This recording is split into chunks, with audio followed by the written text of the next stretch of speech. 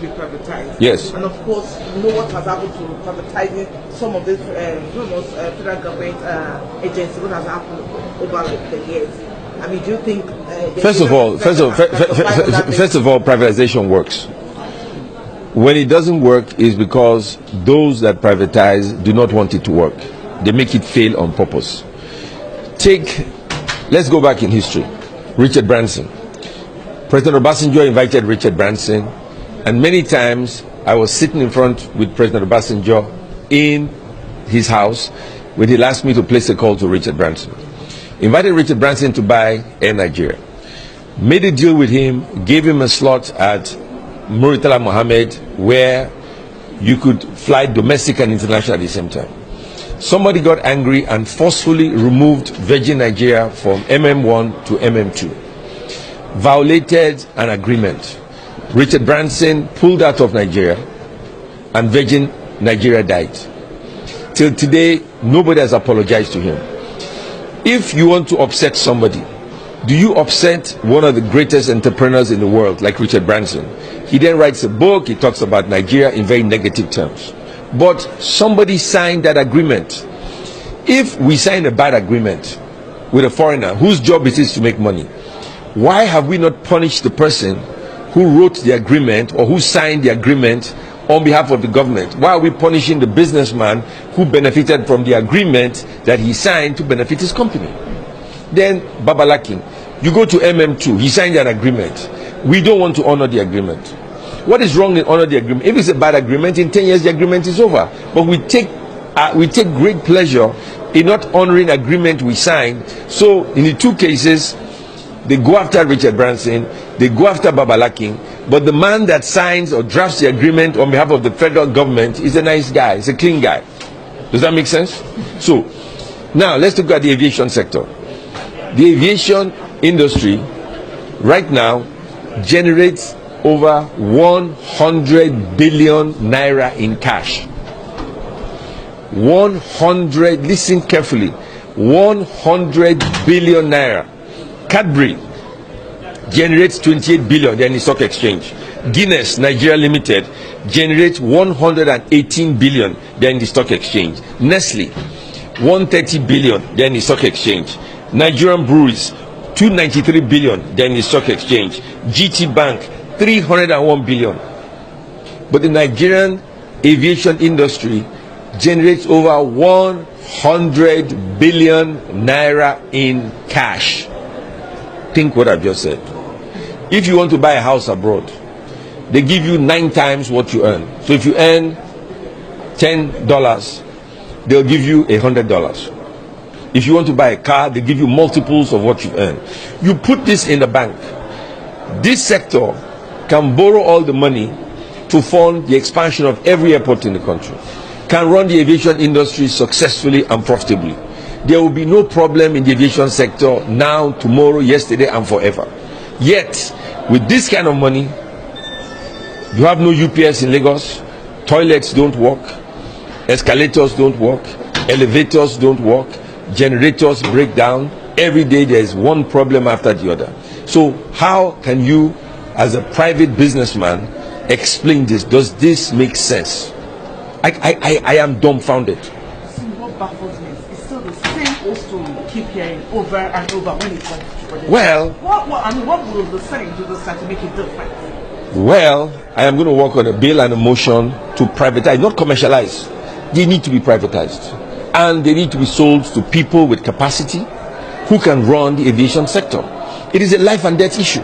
It's not a question whether you like it or you don't like it. It's a life and death issue. Take the runway at Nnamdi Azikiwe Airport. It expired 15 years ago. So for 15 years, what were the ministers doing? Why not build the second runway? If I were the president, I would overhaul the entire sector. But more than that, I would get the Nigerian Corps of Engineers today to start building the second runway. They will start building it right now. I wouldn't give out the contract. I'll get the Nigerian Army to start building the second runway right now as we speak. In less than 2 years, that runway will be ready. What is a runway? During the Civil War, did we not have a runway at Uli Airstrip? Did you not build runways in Africa? When you said there's no rail in Nigeria, did you not have a rail line in Nigeria 150 years ago? So what is the difficulty in having rail lines in Nigeria? You have Ajakuta Steel that produce the steel that can have run with 10,000 kilometers a year. So I think, you know, I wish I was not in government. I tell you the truth. Because when you're in government, you know too much. And when you know too much, you get very, very angry. When I was in the private sector, I didn't have the information I have today. I didn't have access to budgets of ministries and departments. Now that I have access to budgets of ministry and departments, there is no reason for Nigeria to be broke. Really. We are broke on purpose. We want to be broke. We want to be poor. We want to be miserable. There is no reason for Nigeria to be broke. Because I see these numbers, 100 billion naira in cash. I'm not talking of allocation from the federal government. I'm talking of cash in the bank. One of these parastatals has 16 billion in cash already. So explain to me why we have a problem. Maybe you can explain, but I certainly, I am dumbfounded. It doesn't make any sense. And as we crisscross all the agencies and all the ministries in Nigeria, there'll be more revelations. But there is no reason on planet Earth that aviation should need any money from the government. They don't need a penny from the government. They can fund all their operations, service all their debts, and be profitable, pay taxes, and be in the stock exchange tomorrow morning, if this was run privately. Okay, sir, I would like to ask this last question. With some of, you said earlier that as the budget defense from 1964, definitely more revelation will come up. Earlier on, like 2 weeks ago, some of your colleagues are saying they may not even approve the 2017 budget for some agencies who perform below expectation. What do you mean by below? What does that mean? Probably like 30% performance or 25%. It depends on what you mean by. It depends on what do you mean by 30% performance from the IGRs, from federal government?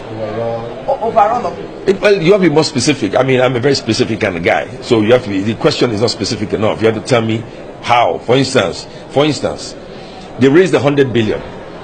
Airlines are being taxed to death. You are taxing. All the airlines are broke. All your domestic carriers are broke. I don't anybody tell you anything. All of them have no cash. No domestic carrier today is rich. They are barely surviving. That becomes a safety problem in the future. So these agencies are now becoming tax collectors. They want to increase the IGR and then spend it all on personnel and overhead. Kill the airlines. Abroad, airlines pay no more than 5-10% of their gross income as tax. Here they pay 30-35%. So you're overtaxing the airline, and then the money you collect is being used for salaries, travel expenses, training, and more visits, and more training, and more overhead. And where's the service? If you collect 100 billion, will you say your toilets don't flush? If you collect 100 billion, there's no UPS at Murtala Mohammed 1. No UPS. If they take light, you wait because all the computers have to be rebooted. How much is a UPS? What does it? I asked the question. What does it cost to run Murtala Mohammed 1? What is the cost? I don't have that information. I asked the last time. I said, give me the cost. What does it cost to run Nnamdi Azikiwe Airport? What does it cost to? Wtach doesn't have an airport. There's a shed there, so they can't have any cost. Does Wtach have an airport? There's a shed. Most airports in Nigeria operate 6 hours a day. There are no flights. So what is the overhead cost? So are we becoming an agency of unproductivity, or we're an agency to create wealth and services for Nigeria? If all we do is employ people, it's nice to employ people, but what services do we provide? So we are broke on purpose. I am dumbfounded from the private sector. This is unacceptable, and I cannot be a part of it. You become attached to these kids, and they want you to be their father. There's nothing wrong with that. Oh my God. You wanted to come on, you wanted to hear it, and you did. But I want you to go back with a clear mind, all right? All right? Okay. Now, Rebecca's in pain, you're in pain, you ought to go console each other. Thank you. Come on. All right, pick it up. Put the hands off my stage.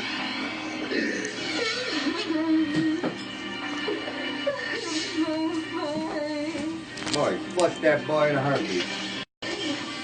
Brad caught Amanda doing this. She sent naked pictures of herself to several men, including one of her best friends, who's here today with his mother. I got the picture. When they're praying, they will hear, "You are the Father." You want to be the father? Yes, I do. The results are in. Is Brad the father? Brad Brad, you are not that baby Is daddy. Corey's brother the real father of his baby? Corey, Mike. Don't go away. The dramatic results are coming up. It's time for Dial Up the Drama. There are a lot of guests and stories on today's show. Ow. It's about one in particular. Here it is. In the case of 1.5-year-old Jaden, Mike, Corey. Who do you think fathered Sheila's baby? Corey or his brother Mike? Dial up the drama and let us know. Please call 1-866-99-MARK. Give me your opinion. You'll also receive several valuable offers when you call. Does America agree with you? Call 1-866-99-MARK right now. Mark was brought to you in part by. I was at a job I didn't like, so I called Everest. They showed me around the school, and bam, I was there, getting hands-on training. Career placement helped me before graduation. Now I love my job. I changed my whole life with just one phone call. One phone call can change your life, too. Start training for a new career. Call Everest now at 1-800-875-9981. Everest, for life. My name is Jane, and I've got osteoporosis, but I'm an on-the-go woman. I've been active all my life. Yeah. That's why I'm excited about Reclass. It's the once-a-year IV osteoporosis.